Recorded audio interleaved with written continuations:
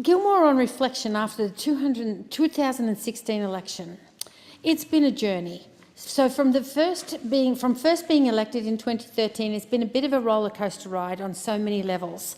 But I'd like to say thank you to the Governor-General for his generous and enthusiastic opening and welcome to the 45th Parliament. We've seen changes in many directions, and I take this opportunity to talk about them and commend the local government staff members, mayors and general managers who have assisted in getting projects shovel-ready, planned and processed. In addition, I'd like to thank the hundreds of residents and community members who have written, emailed or presented discussion on worthy projects that reflect the needs in our region. So in working through the electorate, I initially had part of the Shell Harbour municipality within Gilmore, and we worked hard on many projects with those residents, from commemorative stones at Shell Cove Public School for Anzac Day 2015, to extra funds for rescue boats at the Shell Harbour Surf Lifesaving Club, to opening the youth residence in Barrack Heights after the amazing work of Narelle Clay and the Southern Youth and Family Services, which was worth in excess of $5.2 million, to the almost $1 million funding for the Kids Wish facility to be built in Flinders. In the next month, we'll be turning the sod at that facility, and Shell Harbour Council has already donated the land for this very special project. Then I worked hard for funds for the $2 million for the Triple Care Farm, this detox centre. It's a unique facility in Australia. It will be run and managed by Mission Australia and is also part funded by the Sir David Martin Foundation. It's special. It's for young people between 16 and 24 when they decide to make the journey of recovery. I simply couldn't be more proud.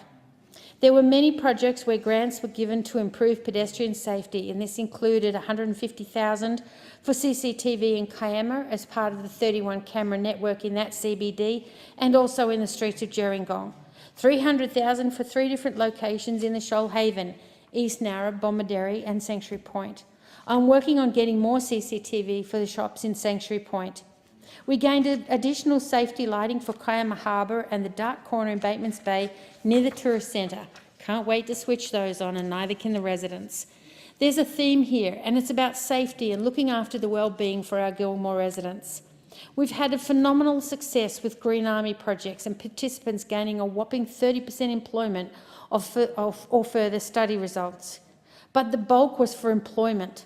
Unfortunately, this program was not run as effectively in other parts of Australia, and when we tried to get testimonials from our Green Army graduates, we had some difficulty, mostly because they're now working, which was the aim of the game. I look forward to the rollout of the Launch to Work program and the PATH program.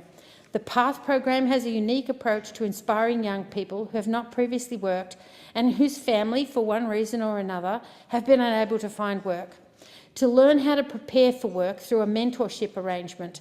Then there's a period of subsidised work opportunity, and if it works out for both the employer and the PATH participant, we'll get a brand new and prepared employee.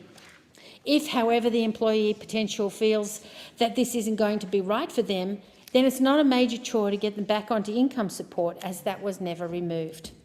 In a day and age where employability is difficult to teach, this is a great option. Our apprenticeship challenge that we set in January this year has met with terrific success.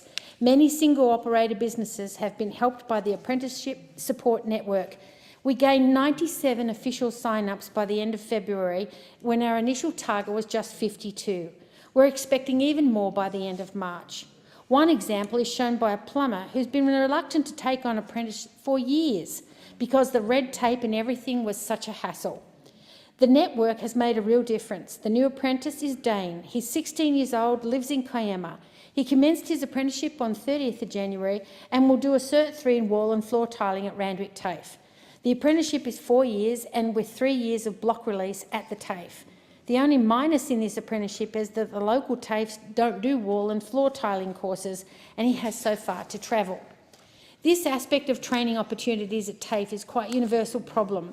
I wonder if it's because the government of the day back in the 80s decided that if you didn't go to university, you were getting a second-rate education.